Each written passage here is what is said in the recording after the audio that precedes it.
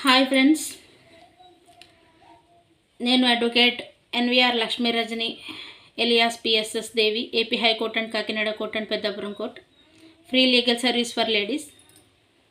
ఈరోజు మనం డిస్కస్ చేసుకుంటున్న టాపిక్ ఏంటంటే మ్యూచువల్ డైవర్స్ తీసుకున్నంత మాత్రాన వైఫ్కి మెయింటెనెన్స్ రాకపోవడం అనేది రాదు అని చెప్పేసి ఒక అపోహలో ఎవరైనా ఉంటే వాళ్ళకి చెప్తున్నా. మ్యూచువల్ డైవర్స్ తీసుకున్న తర్వాత కూడా మెయింటెనెన్స్ అనేది వస్తుంది. సో మ్యూచువల్ డైవర్స్ తీసుకునేటప్పుడు ఎంఓయూ రాసుకునే టైంలో యాలిమోనీ అనేది నేను అడగనని చెప్పేసి రాయించుకోవాలి.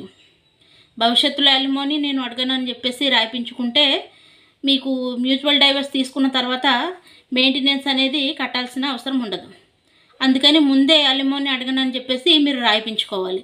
లేదు మీరు అలా రాయించుకొని పక్షంలో మ్యూచువల్ డైవర్స్ తీసుకున్నా కూడా వైఫ్కి అనేది డైవర్స్ అయిపోయిన తర్వాత కూడా మెయింటెనెన్స్ అనేది ఇవ్వాల్సి వస్తుంది.